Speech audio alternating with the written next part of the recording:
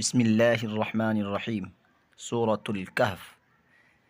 ये सूरह जुमा के दिन जो शख्स पढ़ता है, जिस जुमा को पढ़ता है उस जुमा से लेकर अगले जुमा तक, अगर दज्जाल का फितना आने वाला होता है तो अल्लाह तबारक व तआला उस फितने से उस शख्स की हिफाजत फरमाते हैं। अगर कोई शख्स इस सूरत को पूरा न पढ़ सके तो उसे कम अज़ कम 10 आयत ज़रूर पढ़नी चाहिए। यह सूरत 15 पारा की दूसरी सूरत है। आएँ इसे ज़रूर सुने। बिस्मिल्लाहिर्रहमानिर्रहीम। अल्हम्दुलिल्लाहिल्लज़ी अंज़ल अला अब्दिहिल किताब वलम यजअल लहू इवजा क़य्यिमन लियुनज़िर बअसन शदीदन मिन लदुन्हु वयुबश्शिरल मुअमिनीन अल्लज़ीना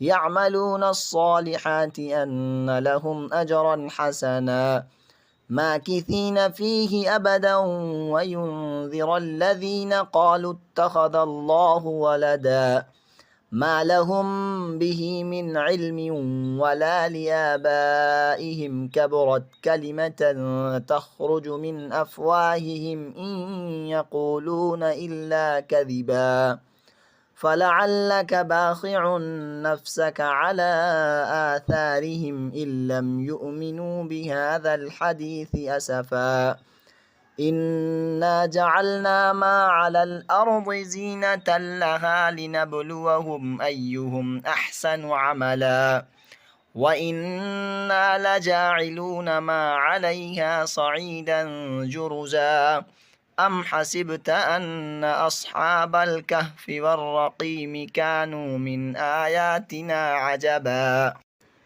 إذ أوى الفتية إلى الكهف فقالوا ربنا آتنا من لدنك رحمة وهيئ لنا من أمرنا رشدا